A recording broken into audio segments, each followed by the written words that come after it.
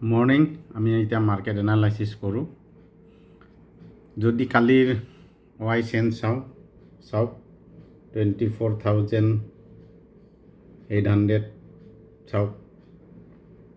কল Y 2.61 crore যোগ হৈছে আৰু পুট ৱাই মাত্ৰ 20 লাখ। তাৰমানে মাৰ্কেট এতিয়াও ডাউন ট্ৰেণ্ড।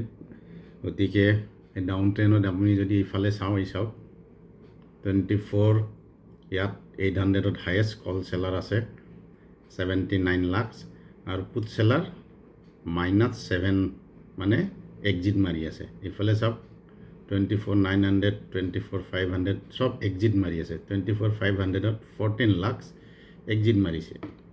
গতিকে ৱাই চেঞ্জে কয় মাৰ্কেট এতিয়াও ডাউন ট্ৰেণ্ডতে আছে।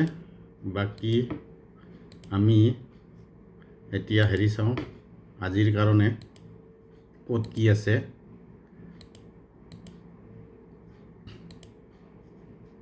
ডাটাখিনি চাই লওঁ। এয়া ডাটা আহিব এতিয়া।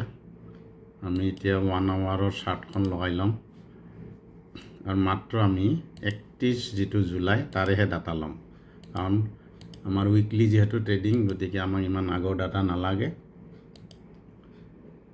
এই চাওক 24,800ত 79 লাখ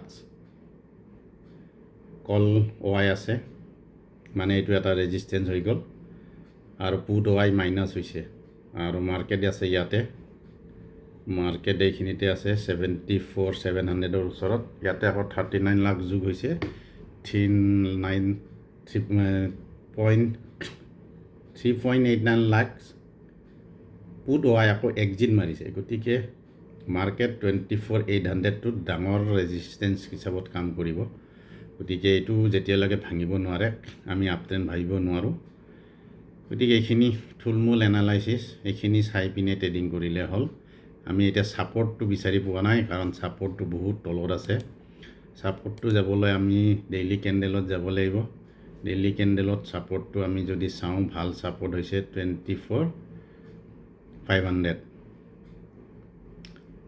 গতিকে আমি এতিয়া যিহেতু ডাউন ট্ৰেণ্ড, আপুনি চাওক ট্ৰেণ্ডটো চাওক, এয়া ট্ৰেণ্ডটো ডাউন ট্ৰেণ্ড। গতিকে ছাপৰ্টটো একজেক্ট ছাপৰ্ট বিচাৰি পোৱাটো দিগদাৰ হ'ব।